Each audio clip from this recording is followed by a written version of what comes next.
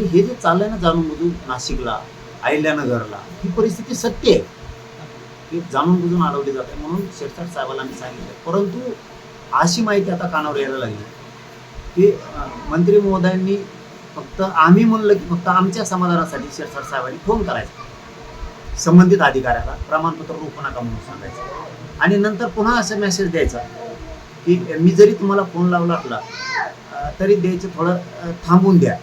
म्हणजे मराठ्यांच्या पोराचं ॲडमिशन हुकलं पाहिजे, मराठ्यांच्या पोरांची नोकरी हुकली पाहिजे, त्यावेळेस व्हॅलिडिटी द्यायची. ॲडमिशनला बी असेल तरी नोंद असली तरी कुणबी प्रमाणपत्र द्यायचं नाही, तिथं ॲडमिशन किंवा नोकरी हुकली पाहिजे असा संदेश दिलाय जणू. असं अंधारातून माहिती मिळायला लागली.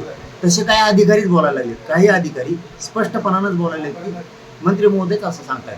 मग का शिरसाट साहेब एकीकडून मराठ्यांची मनधरणी करताय आणि दुसरीकडून मराठ्यांच्या पोराचं वाटोळ करायचं पण काम करतायत की काय, अशी आता शंका यायला लागली. संजय शिरसाट साहेबांबद्दल आमची कसलीच तक्रार नव्हती, परंतु आता वाटायला लागलं कारण आम्ही त्यांना 4 ते 5 वेळेस सांगितले तुमचे अधिकारी सांभाळा नसता आम्ही अधिकाऱ्यांना घेराव घालू आणि आता ती परिस्थिती होणार.